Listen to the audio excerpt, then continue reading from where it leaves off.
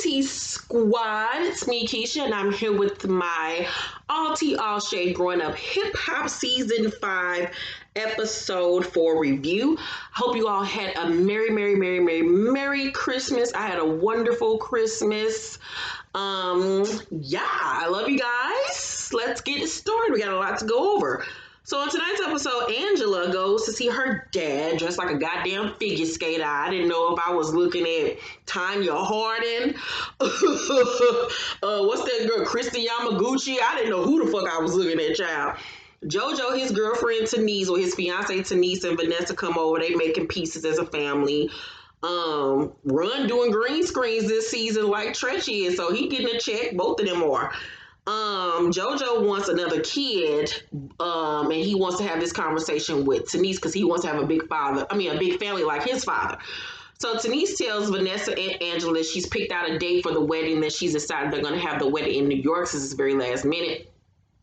In Vanessa's confessional, she says that she wants to be a bridesmaid, but that she's not going to bring the subject up to Tanice. I guess she just wants her to, feel comfortable enough to ask her on her own. It seems like the girls are cool with Tanice, but they don't seem like they're like super close. But like when she come around, it's they cool, but they don't seem like they have like a close relationship or anything like that. Vanessa once said that. So Romeo comes up and everything that happened at the party, and Tanice tells them that what's the nigga name? JoJo was livid that night, and that he was going off from the time they got in the car all the way till they got home. And Angela says she don't even want to talk about Romeo no more because she don't want her daddy to walk in and overhear them, and she don't want to upset him. So TT goes to see Pepa, and I must say that short wig that Pepa had on is like one of the best wigs I've ever seen her have on this show. It looks better than the Gray Storm one. I just wish they would have like cut it a little bit more on this side. It was a little bit fat on this side, but it was cute nonetheless. TT tells her what happened with Romeo and Angela at the party, and Pepa like, so he mad because she doing her? Like, really? So TT tells her that he unfollow all them, and Pepa was like, he followed me, and she's like, no, he don't. He's never followed you. So they go through this little thing where she shows Pepa that he never followed her, and Pepa was looking stupid, but the shit was funny. So Pepa tells TT to let Egypt and Sam be, to leave it alone because they're family. TT pretends to let it go, but really she ain't, because she like, girl, somebody got to stop this foolishness. If your old ass ain't, I'm going to do it. So during a couples massage on their anniversary, JoJo tells Tanice that he wants another baby, but she don't want to talk about that. She just want to concentrate on the wedding. She trying to concentrate on her massage. Like, don't I want to have this damn conversation while I'm over here trying to fucking relax? So she tells us in her confessional that when she had their daughter, that she had to have an emergency C-section, and that her heart dropped and the baby's heart dropped, and it was a very scary experience for her, and she don't really want to experience that again. And I mean, I wouldn't want to experience that shit neither, especially at a risk of me potentially dying on my baby. So she gets annoyed when he keeps on pressuring her and keeping up the conversation. So she asks the masseurs to leave and tells him flat out that she don't want to have no more kids. And JoJo at this point is like, this is something that we need to be on the same page about before we get married.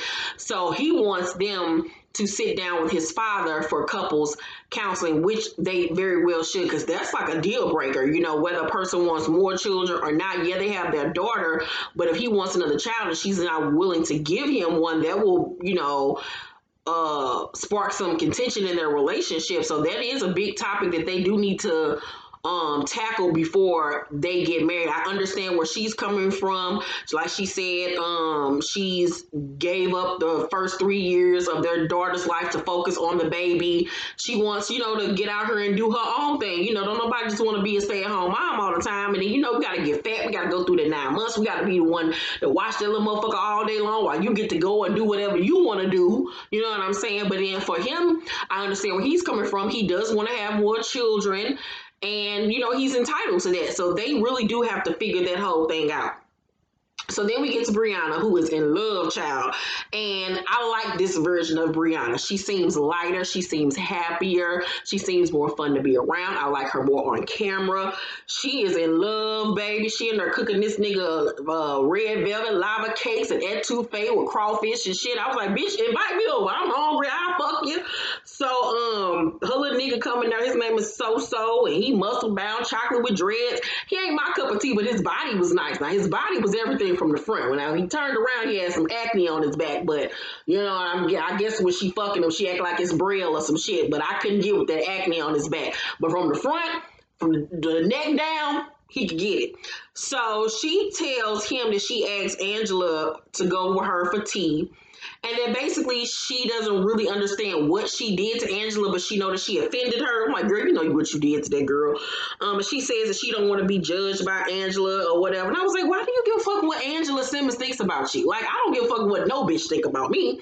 So she calls Twist and asks him to go with her when she goes to meet Angela for tea, just to make sure everything stays copacetic. And I thought that was a good idea. So TT and Egypt are getting facials, and she says that she got 3 weeks to stop this goddamn fuck ass engagement. So she asks Egypt, you know, like what her and Sam have been up to, and Egypt tells her that Sam motivates her to work on her music, and that Sam is learning how to mix music, so it'll take them a little minute to get their career off the ground. Everything is Sam, Sam, Sam, Sam, Sam. I'm so tired of hearing Sam damn name, and it's how you know he got her wrapped around his fucking finger, because there's no Egypt without Sam. She has morphed them into one, and he loves that shit, that where her life is a part of his life. There is no separate from them, and he got this girl so fucking isolated, and she's so fucking dumb, and her mama not helping the motherfucking situation. It's sad to watch, but once again, like I said on the previous reviews, that she got to go through that dumb phase. I went through that dumb phase with a nigga or whatever. Everybody was telling me he wasn't no good, this, and that. But when you in it, you don't fucking see it. Well, you know, that's a lie. You do see it, but you don't want to. You don't want what other people are saying to be true. You want to prove them wrong because you don't want to look stupid, and you don't want to feel like you're wasting your time and that the motherfucker been playing you. You want to make yourself believe that that person loves you and cares about you as much as you care about them. But when you finally come out that motherfucking fog, bitch, you be like, God damn, I done wasted all this time on this fuck ass motherfucker that never meant me no motherfucking good. And I'm kind of low-key happy that Egypt is going through this type of relationship at this age, because it's sad to see a motherfucker that's in their 40s and 50s going through that same type of stupid shit. So at least she's 20 and being stupid. You know what I'm saying? Hopefully she can get in, get out of this shit, but she ain't there yet. She blinded by the dick. She done got a little taste of that little light-skinned peen and don't know what to do with herself. And he done ate her pussy real good, so she really don't know what to do. You know, she done got a little taste of what she considers good dick, but when she get older, she probably ain't gonna be no good dick at all. Like, she probably really thinking that he doing something and ain't really nothing at all, but she gotta go through that shit. So TT tells her that she doesn't think that Sam has proven himself, and that she heard through, you know, the makeup team, the glam squad, that he ain't got no money in the bank. And Egypt says, you know, he's trying. And I was like, oh, girl, woo, you so stupid. So TT said, you know, he got 2 kids. Like, how he gonna support you, let alone 2 kids? And Egypt says he's not a deadbeat. I think if he had money, this wouldn't be a topic of conversation. Like, we were talking about him doing Postmates. She's so stupid. She's so dumb. But once again, like I said, if Pepa stopped fucking funding this foolishness, she would see the real him real quick. Because that motherfucker wouldn't stick around if Pepa would want her funding this stupid ass lifestyle of hers. So she said, you know, just come to his show and you'll see his talent. I'm like, why is it always about him? What happened to your singing career? Ever since you got with this motherfucker, it's been about him, and then you putting yourself on the back burner. But once again, he got her wrapped around his finger. So Brianna and Twist meet with Boogie, and Boogie asks, are they going to Sam performance? And Brianna cackles. She hollers, and I would have did the same exact thing. He tells them about the proposal at the show, and Brianna like, are you fucking kidding me? Like, she is too young. He's manipulating her. Twist say, you know, Egypt love him. And Brianna says she ain't even old enough to know how to love herself yet. And I was like, Brianna, you better speak a motherfucking word. I ain't never heard her say nothing that goddamn smart on this damn show, but that was a word, bitch.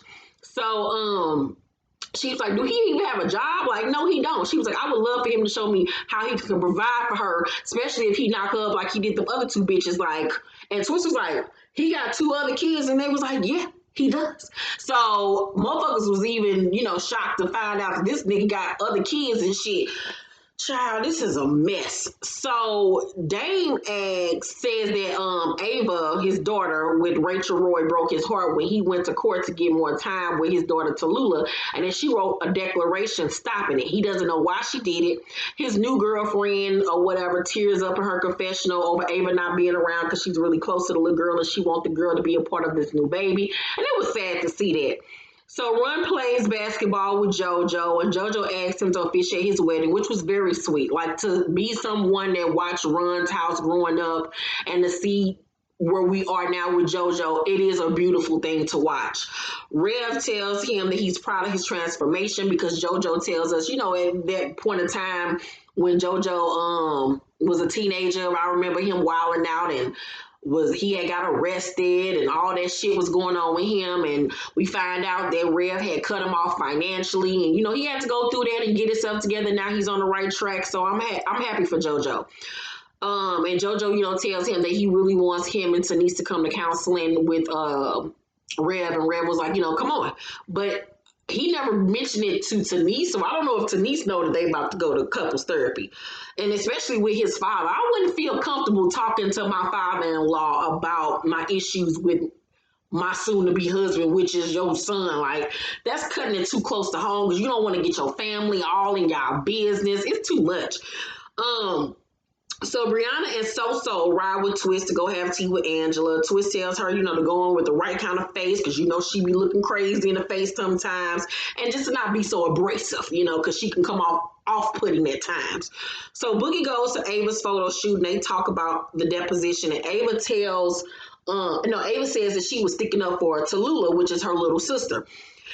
She wanted the judge to know what it's like to be a child of Dame Dash and how he treats his family. And I was like, damn, like, you gotta really have some deep-seated shit going on with your father to go against him in court and to make sure that your little sister don't have to be around it. Like, that's a lot. She tells Boogie that she texted him for Father's Day and he said thank you and she hasn't spoken to him since. Now we don't know if the reason why he's not speaking to her is because of this, declaration that she did. Who knows? Boogie and Ava say that they both have gone a whole year without speaking to their daddy.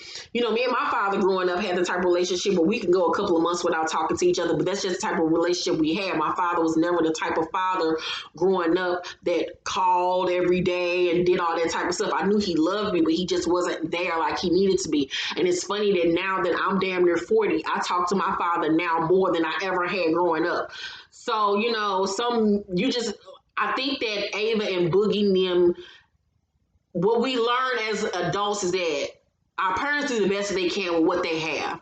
And who's to say how Dame was raised, how his father was. And as parents, 9 times out of 10, we all emulate our parents. Unless we try to correct ourselves as to not do the same negative things that our parents did. But Dame probably is one of them fathers where he's emulating his father. Who knows if his father was sterile and unemotional with him. And so that's what he's doing with his children, and not to say that it's okay, but, when you get older and you have kids of your own, you start seeing things differently and you don't hold so much aggression towards your parents for the mistakes that they made. But when you are younger and you're Boogie and Ava's age, it does hurt and you have all these questions and wonder like why they do this and why he's not around. So I feel for everybody in the situation. It's a fucked up situation to be in. Ava starts to cry and says that, he doesn't do anything to show that he loves them, and she wants to just stand up to him and want to be heard. And I had to go through that period too, where I had to stand up to my father. You know what I'm saying? We all got to go through it. And Boogie just tells her, that they'll figure it out together. And it was sad to watch. And hopefully Dame seeing this will make him make some changes and the kids to, do whatever they need to do, and then they can go to counseling and get this together. So at the end of the episode, Egypt tells Sam that TT was talking crap about him again and asks him when he's going to get a job. Questions that your mama should be asking, but all right. Sam in his confessional say that TT want what she can't have. I'm pretty sure if she wanted you, she could have had you. Like, nigga, what? Who you think you is, Bert? Ernie? Like, nigga, what? Ew, ain't nobody checking for you. So Egypt say if she keep talking, I'm gonna go off. And Sam say she wants to be you. She be around your mom more than you do. She always touch me, and your mama has peeped it. She wants your man. And I'm like, the narrative now is that TT wants you. TT wants you. Really, nigga, she wants you.